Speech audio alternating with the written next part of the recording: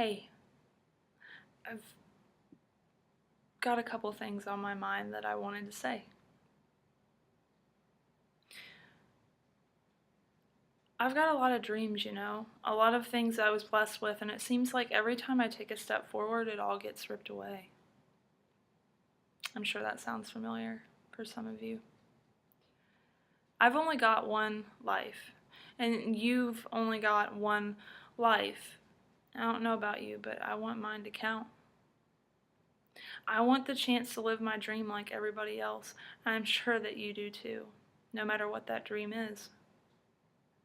You gotta dig deep though.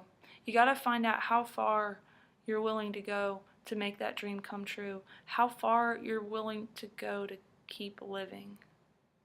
That's one of the things I want to touch on today, because unfortunately that's what it comes down to for a lot of us, is living. I want to be honest with you as well. It doesn't really get easier. It may for a time being. You may have found the love of your life, made a new best friend, had a child, landed that awesome kick-ass job that you've been dying to get, bought your first home. You may also have experienced loss, death, divorce, addiction, depression. You may have become victimized. You may have to go to the local food bank to feed your family. The point that I want to make out of all of this is whether you're living on the streets or in a mansion, on food stamps, or you're being fed, your pain is just the same.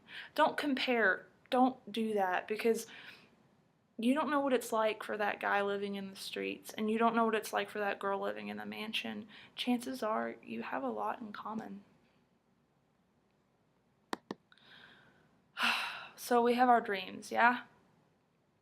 We can agree on that. Maybe your dream is to have an apartment. Maybe mine is to become a writer. You've got to start somewhere. YouTube seems to be where you start in this generation. I just want my life to count, and I've been inspired a lot lately. It's reawakened something in me. Something that I haven't had since I was an angsty 16-year-old. Constantly contemplating my life and hanging desperately onto the words of my hero at the time. My hero at the time was a guy by the name of Jon Foreman. He is the lead singer to the band Switchfoot. Pretty kick-ass. You should check him out. But his songs were about a lot of the issues that I was wrestling with at the time. Like this concept of entropy and chaos and life and a home and love and loss and whether or not I should move. Movement was a big thing for them. It became a big thing for me, and it's a really big thing for me now. It's a really big thing for me.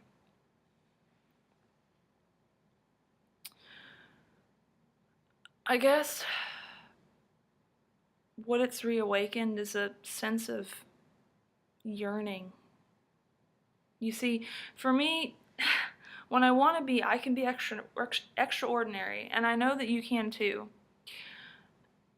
If you're like me, ridiculously irregular, horrible things happen to you on a pretty regular basis. So I started to realize something this morning. Maybe it's because we aren't meant to be regular. If you're one of those people who just can't get a break, or you're one of those people who within a certain amount of time gets this, loses that, experiences pain like you've never known before, and growth like you've never known before, and then you think, God, it's finally over, and then you experience again on a whole new level. If you lay in your bed at the end of the day and you think, my life should be in a book or in a movie or on Ellen DeGeneres, you're not alone, and you're worth it. I know for me that constantly in my life, horrible, irregular things happen on a regular basis, and I now firmly believe that's because I wasn't meant to be regular. Extraordinarily horrible things happen to me because I was meant to be extraordinary. And I think if you think about that for a minute, really think about it, the same is probably true for you. Here's the thing that pisses me off, though. It's something else I wanted to talk about. Whether you have a mental illness or you're going through a hard time, no one acknowledges with near the enthusiasm your successes as they do your failures, right? You know what I'm talking about if you've experienced this. You see, no one comes up to us and says, "Hey man, I know that you're struggling. I just wanted to invite you out to dinner for trying. I just want to celebrate the fact that you got out of bed today, that you showered. I just wanted to acknowledge that you're fighting and that you're continuing to fight." Say you're a self-harmer and you mess up, you hurt yourself. Say you have an addiction and you relapse. Say you lose your house or file for bankruptcy. Those people that aren't there for you, congratulating you, they're gonna be there then, right?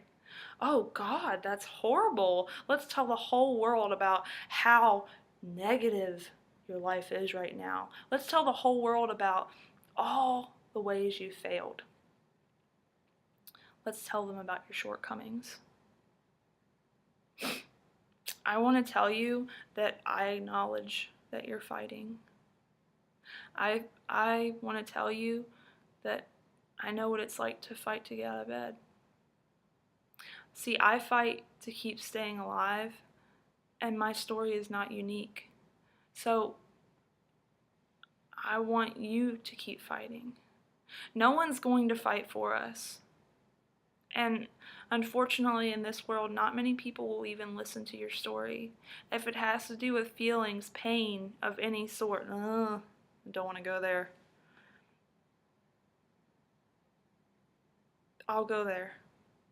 I just want you to know that you're worth it, you know?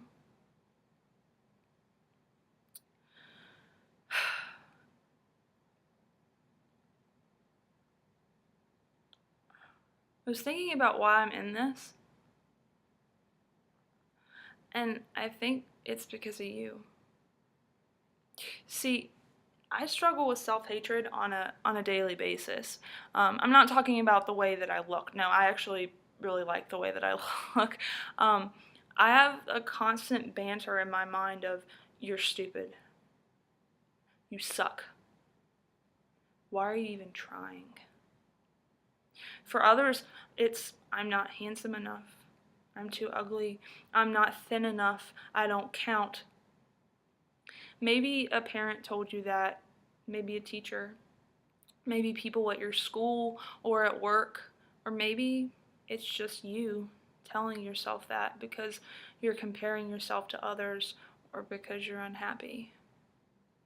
If your best friend came up to you and said those exact things to you about themselves, what would you tell them to do? Would you tell him or her to go eat a gun?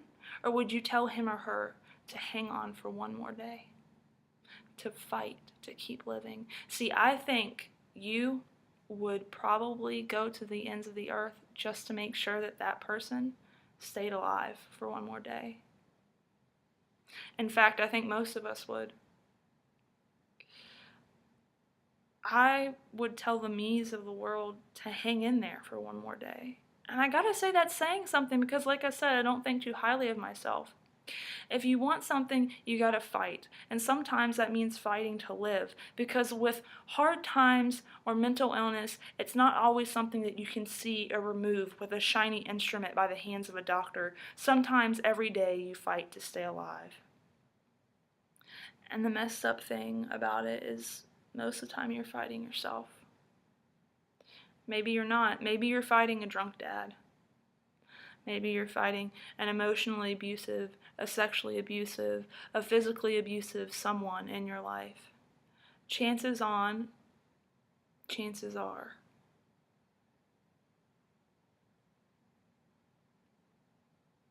you're fighting yourself.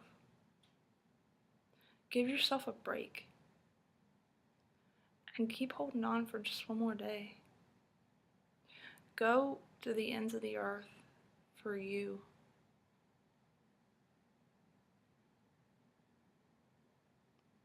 Live for you.